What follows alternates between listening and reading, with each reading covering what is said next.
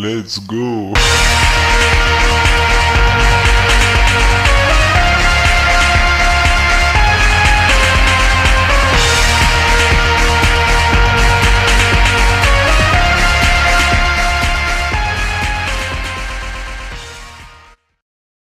What's up YouTube, Adolf here, bringing another Pokemon Black 2 White 2 Showdown battle, and this is one I had against Mafia Joe 3, to know you battle, and I haven't had all that much time to upload recently, what with school ending, all those finals and all that stuff, but just had my last one, and that means that it is officially summer for me, so I'll have much more time to devote to my channel and to Pokemon. So, gonna lead off with my Machamp. Really liking Machamp as a lead in OU. That stab 100% accurate dynamic punch is not something you want to mess around with. This Hippowdon here is going to hit himself a Confusion first turn. Then after this I'm going to get a bit of unfortunate hacks for him with the Ice Punch, but pretty sure he was just leaving his Hippowdon in his fodder anyways. Both of us brought Sand, so I don't think he really needed that Hippowdon for much anyways, and I don't think anything else in his team particularly wanted to take a dynamic punch, so basically he was just leaving that Hippowdon in to die. He doesn't even have Stealth Rocks, as you'll see in a second. He's going to bring in his Skarmory after his Hippo goes down, and he's going to set up rocks. So I was thinking, ooh, I kept it from setting up rocks, but no. I just killed his Weather Inducer, and yeah, not that big of a deal. I'm up 6-5 early, so I'm going to hit this Skarmory with a dynamic punch, and I'm going to confuse him while he sets up rocks, and here he starts setting up spikes too, so he has two forms of entry hazards on one Pokemon, something that I don't particularly like to do, just in case you have to sack that guy and you don't get any up, but to each his own. In any case, I'm going to expect him to switch out, because the only reason you would bring a T-Tar in on a Skarmory is if you had Fire Blast, which I do carry on my T-Tar, but he predicts the Fire Blast. He goes out into his Gastrodon, and I'm going to set up my own rocks, and gonna send out my Celebi on the Gastrodon, and he's gonna go for Scald, and it's gonna do next to nothing. But I'm gonna predict him not to want to stay in and take a Grass move from that Celebi, so he switches out, goes into his Skarmory, and I U-turn out into my Heatran to immediately threaten him out with Fire type moves. So gonna go for that. It's safe. He predicts it nicely. He goes out into his Gastrodon. But the thing is about this Heatran, I'm running modest max special attack and max HP, so it's a pretty tanky Heatran.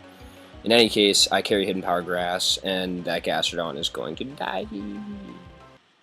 No more Gastrodon. Goodbye.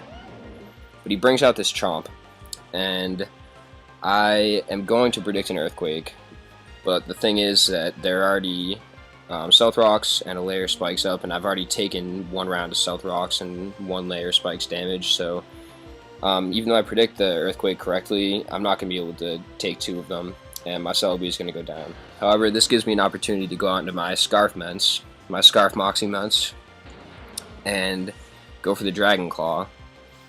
And he brings in his T-Tar. I see it only does 42%, and so I'm definitely going to switch out.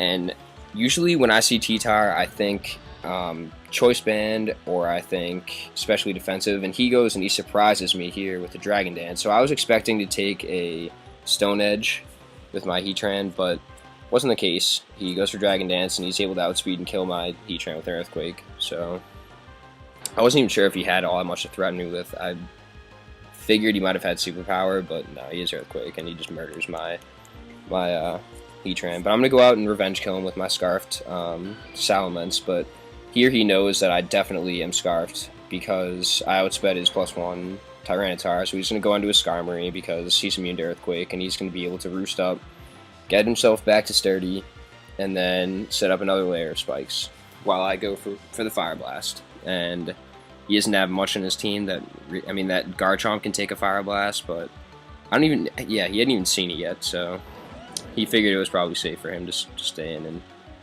go for another layer of spikes. But however, he does predict the next Fire Blast. He goes out into his Garchomp and takes that, does absolutely nothing, and he gets a crit with his Outrage, and he doesn't even have Life Orb or anything. He's a lefties variant, and so that crit probably definitely mattered.